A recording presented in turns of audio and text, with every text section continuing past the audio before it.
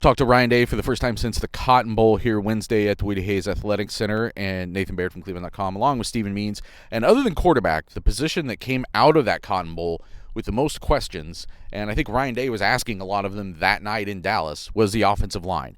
Since that game, they have added a former 2-year starting center at Alabama in Seth McLaughlin. Although, other than that, though, they're losing Matt Jones, but they retain everybody else. Donovan Jackson decided to come back for another season. You still have Josh Fryer. You still have Josh Simmons. You still have, who am I forgetting? Carson Hinsman, who was the former center and is potentially still in the mix. What did Ryan Day say today, Stephen, though, that caught your ear about what competition is ahead of this offensive line group as we look into the spring and how this lineup could look different as we go into the fall? So the first thing was he was getting asked about Josh Fryer potentially playing guard, and he said that he's going to play some guard, he's going to play some tackle, and he's got some versatility there, and we'll try him at both and let's see what happens there. And then he got asked about Luke Montgomery and Tegra Shabola, and he went, big spring.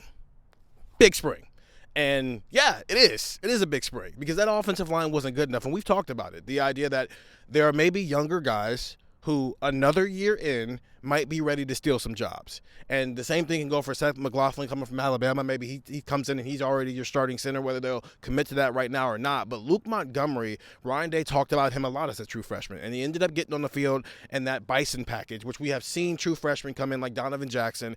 Josh Fryer even did it, not a true freshman, but the year before, you're in the Bison package. The next year, you're in the starting offensive line. So can Luke Montgomery continue that trend? Is Tegra Shabola, who I think we both have been pretty high on, at least from what he looks like physically, in year 3 does it finally click and he gets on the field. So that means you basically have 3 guys fighting for 2 spots, at least right now, in the middle of February. That might change as we go through spring practice and other guys add themselves to the conversation. But I think that right side of the offensive line, whether it's right guard or right tackle, is one of the more interesting things that we're going to be watching this spring with those 3 guys, where they're lining up and maybe how they're performing against a pretty dominant defensive line.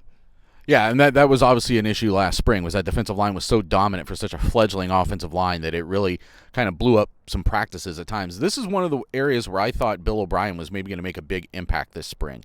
It's not because he necessarily is a long-time offensive line coach, but just the experience, the perspective he has at the levels he's been at to come in and give a fresh set of eyes to this position group and to have these guys who are like up-and-coming guys, whether that's Montgomery, Tegra Shabola, whoever else you want to throw in that mix, to come in and take their next shot at getting a starting job anywhere along that line. I feel like it was important that this coaching staff went into this spring kind of saying, listen, 1 through 5, we're starting this process over again. If you have starting experience, that's great. Hopefully that helps you. Hopefully it helps the team. But as far as who's deciding, nothing is guaranteed as far as who's playing where. And I don't care. That includes Donovan Jackson. That includes Josh Fryer. That includes Josh Simmons.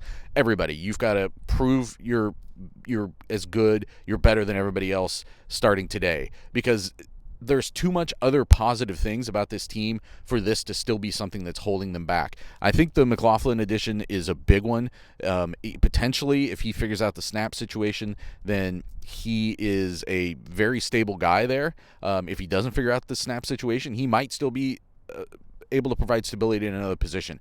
But it just gives them another veteran guy who's played at major Power 5 playoff level football, and they don't have a lot of those guys. They've been trying to turn guys into that. This is a guy that they can drop in on the top, and I think it makes a difference. But I am intrigued when you get guys like we've seen this year by year now. It was Josh Fryer. Before him, it was Donovan Jackson. When you get on the field as that 6th offensive lineman, it very often pushes you towards being a starter the very next year.